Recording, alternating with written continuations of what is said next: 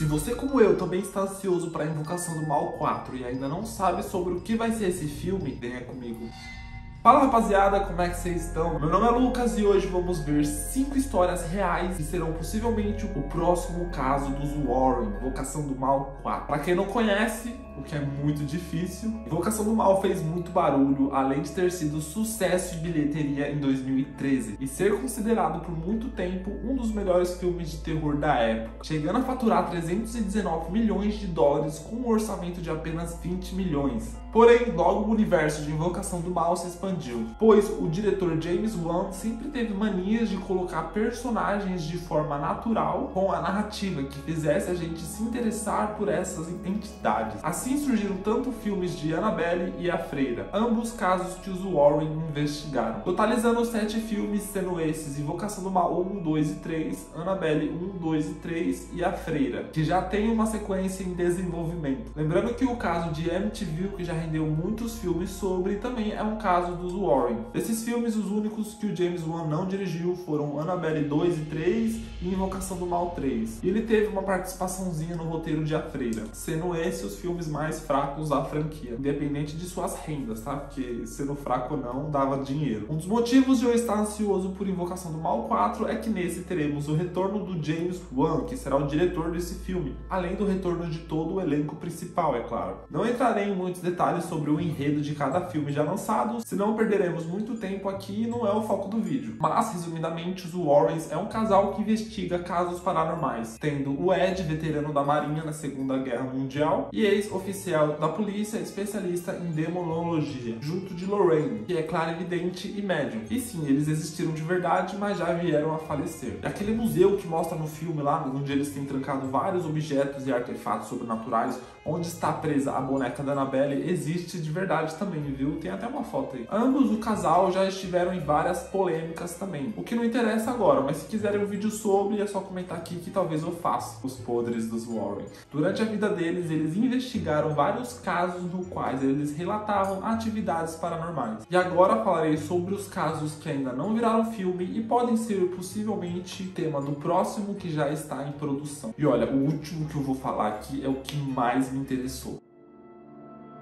O poltergeist da família Smurl. Na Pensilvânia, Jack e Janet Smurl relataram que a sua casa foi perturbada por vários fenômenos paranormais. Isso atraiu a atenção da mídia na época e de alguns demonologistas. A família alegou que o lugar foi perturbado por um demônio que provocava barulhos altos, mau cheiro, chegou a tacar um cachorro na parede, sacudiu o colchão enquanto eles tentavam dormir, empurrou uma de suas filhas pela escada e, o pior, agredia fisicamente e sexualmente os membros da família, em várias ocasiões. Isso me lembra muito o filme do Poltergeist de 1982. Foi bem próximo ali dos acontecimentos, pois em 1986, a família trouxe um casal de demonologistas, Ed e Lorraine Warren. Segundo Ed, o demônio que habitava a casa dos Smurl era muito poderoso, além de possuir outros 3 espíritos lá. Balançava os espelhos, os móveis, igual em todos os filmes de terror que a gente já conhece, enquanto eles tentavam afastar essas coisas, tocando música religiosa e orando. Ed afirmou que sentiu uma queda de temperatura e chegou a ver uma forma de massa escura na frente dele, na residência. O demônio deixou uma mensagem no espelho dizendo para eles irem embora. Após meses de investigação, Warren alegou que ele possuía várias fitas de áudio contendo batidas e xingamentos provocados pelo demônio. O professor Paul Kurtz alega que o casal era uma farsa, e esses acontecimentos possivelmente se deviam a delírios, alucinações e danos cerebrais, e aconselhou que a família se submetesse a exames psiquiátricos e psicológicos. Se eu não me engano, teve um caso que eles chegaram a ser processados também por um psicólogo. O Jake Smurl disse em uma de suas entrevistas a um jornalista que ele chegou a fazer uma cirurgia para remover água do cérebro em 1983, porque ele estava sofrendo perca de memória a curto prazo por causa de uma meningite que ele teve quando era mais novo, o que deve ter influenciado mais ainda o professor a achar que é coisa da cabeça dele, o que é estranho, já que a família toda alegava, né? Eu acredito que se for sobre esse caso, caso, eles devem explorar bastante o sobrenatural, todo esse impasse que o casal Warren teve com a mídia, com o psicólogo e o professor. Agora, como Hollywood traria isso, eu não sei, até porque mesmo sendo interessante, a gente já viu essas histórias em vários filmes. Eles devem explorar um pouco do livro que foi escrito pelo Ed e o Jake. O sacerdote Joseph Adonisio disse que os Smurr, após orações intensas, a casa voltou ao normal. Em 1987, a Janet disse que ela continua escutando barulhos e via sombras, mas depois que eles se mudaram do bairro, nunca mais virou mais nada.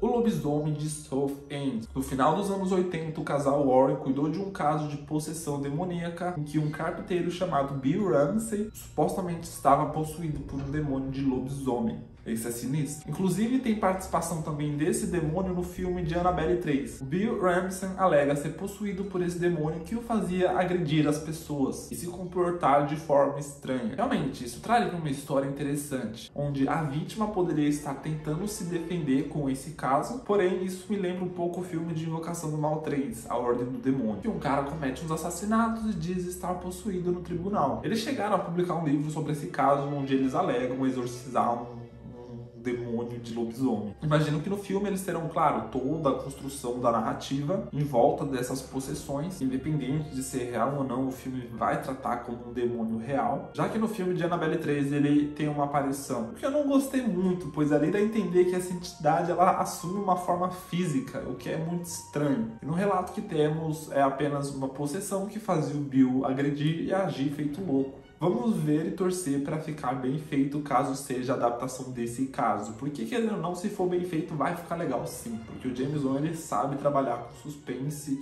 numa direção tão foda igual os outros filmes que ele tem.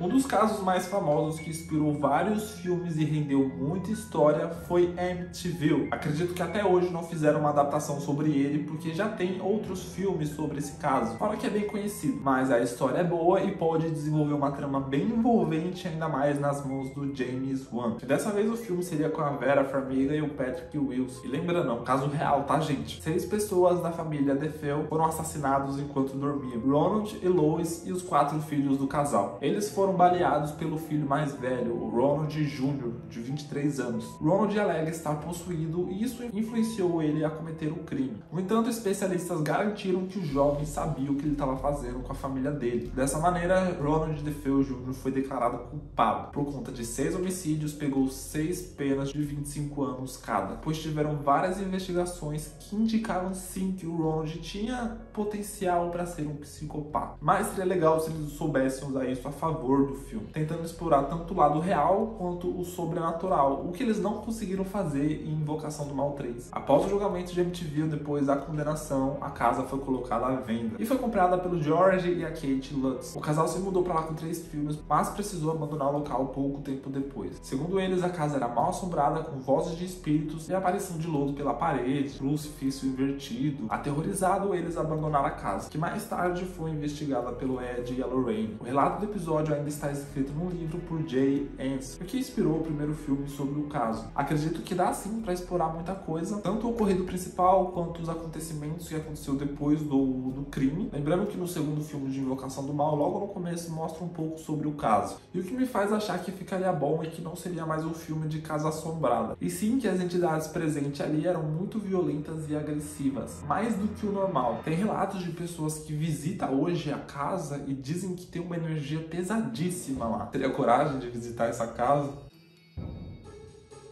A assombração em Connecticut. Em 1986, Ed e Lorraine Warren chegaram e proclamaram a casa Sneed Cooper uma antiga casa funerária que foi afetada por demônios. Por ser muito comum e já ter algumas produções relacionadas, eles devem não querer mexer muito nessa obra, mas a história é interessante. Logo após a mudança, os residentes da casa começaram a alegar fatos macabros, tais como visões fantasmagóricas e barulhos inexplicáveis. Decidiram fazer uma pesquisa para saber o histórico da casa e descobriram que em 1920, o lugar serviu como palco para uma funerária. Seria uma história clássica de casa assombrada? Seria, porém com uma premissa muito interessante, que chama a atenção, pois ali teria uma origem diferente das assombrações e talvez até um número de espíritos espíritos que apareceriam ali. E eu vou ser sincero, por mais clichê que Casa Assombrada apareça, é melhor do que de bruxaria, igual foi o último filme. Tivemos em 2009 uma adaptação sobre essa história, conhecida aqui no Brasil como Invocando Espíritos. Para quem tiver interesse de saber mais sobre ela, eu ainda não assisti o filme, tô curioso. Mas se o James Wan for inteligente, ele consegue usar toda essa ideia e criar uma história bem legal em cima disso, deixando de lado outro filme que já existe, valorizando a ideia da funerária, das assombrações, talvez criando um tipo de personalidade para cada assombração que iria aparecendo ali. Podemos sim ter um filme assustador e bacana, explorando a convivência dos moradores conforme eles vão descobrindo esse mistério em volta dessa casa, que era uma funerária antes deles morar ali. O Cemitério de União. Confesso que eu queria muito um filme sobre esse caso aqui, mesmo se não for do Invocação do Mal 4, futuramente, quem sabe, porque eu acho essa história muito interessante. Sobre esse caso, eu não achei muita coisa envolvendo o casal Warren, apenas que está na biografia deles e no filme da Annabelle 3 tem uma referência ali onde mostra aquela dama de branco, uma noiva, sei lá o que é aquilo. E ela está, assim, envolvida nessa história. O visual dela eu achei muito interessante. Quando eu tava assistindo o filme, vi mais ou menos aquele pouco dela, que tempo de tela pequeno que ela teve, eu fiquei muito curioso para saber mais sobre a história e fui procurar. E desde então eu sempre quis um filme sobre ela. Em um dos artigos que eu li, o Ed chegou a encontrar com ela nesse cemitério, né? Encontrar não, ver ela mais ou menos de longe. O que não condiz muito com a história do filme, pois eles até têm o vestido dela, né? Mas acho que no filme, se for essa história, vai mostrar como que eles conseguiram, né? A história desse cemitério é muito famosa nos Estados Unidos. O cemitério de Union em Aston, em Connecticut, é considerado por muitos o mais assombrado dos Estados Unidos, onde pessoas que costumam passar por lá ou próximo lá alegam ver pessoas, vultos e de vez em quando essa dama andando pelo cemitério ou pela estrada. Inclusive tem essa foto aqui real, né, dela, que eu particularmente não tô conseguindo enxergar nada. Comenta aqui se vocês estão vendo alguma coisa. Em 1993, um bombeiro estava dirigindo pela rua quando atingiu essa dama. Ele ouviu um barulho e um amassado ficou no seu carro. Quando a mulher apareceu na frente dele com esse vestido branco, ele também conseguiu ver uma espécie de vulto atrás do carro dele, sentado, um passageiro, com um chapéu de fazendeiro. O cemitério é trancado e patrulhado pela polícia à noite. Por ter várias denúncias, e não se sabe realmente se são vultos ou pessoas que podem, sei lá, estar vandalizando o local. Me lembra um pouco aquelas histórias do Gugu. E aí, teria coragem de visitar ele? Tá maluco? Eu teria. Sobre a possível trama, eu imagino de sempre. Ele sendo atraído pelo caso e descobrindo o que tem ali, o que seria bacana, pois mostraria uma atmosfera muito assustadora, velho. Ainda mais se tiver coragem de fazer as gravações no cemitério ali. Pode me chamar. Eu tenho coragem, vai. Pode me chamar. Eu vou lá fazer um figurante, um vulto, eu posso só, sei lá, segurar uma placa lá. Tudo bem, me chame. Aí eu falo, se ele tiver coragem de fazer esse filme no mesmo cemitério, venderia. Mas venderia muito, velho. O pessoal ia ficar muito curioso pra ver. Porém, não sei como eles desenvolveriam o roteiro e se eles, sei lá, quisessem inventar demais. Talvez botando mais personagens e tentando conectar a história da dama a alguém ali, que traria uma justificativa pra eles possuir o vestido dela. De qualquer forma, eu fico muito curioso e estarei no aguardo para mais informações desse quarto filme. Claro, assim que eu souber, eu trarei aqui no canal. E aí, qual dessas histórias vocês acham que daria um ótimo filme? Como eu falei, eu gostaria muito da do cemitério da dama e talvez o da funerária também traria uma ideia legal. Eles poderiam aproveitar e ligar a história uma na outra, aproveitar que é perto. Comenta aqui também se vocês gostam de Invocação do Mal e qual o filme favorito de vocês. Não se esqueça de deixar o like e se inscrever no canal e, se possível, me seguir em minhas redes sociais. Lá falo bastante sobre filmes, séries e um pouco do meu dia a dia também. Obrigado por ter assistido até aqui, nos vemos no próximo vídeo. Um beijão e tchau!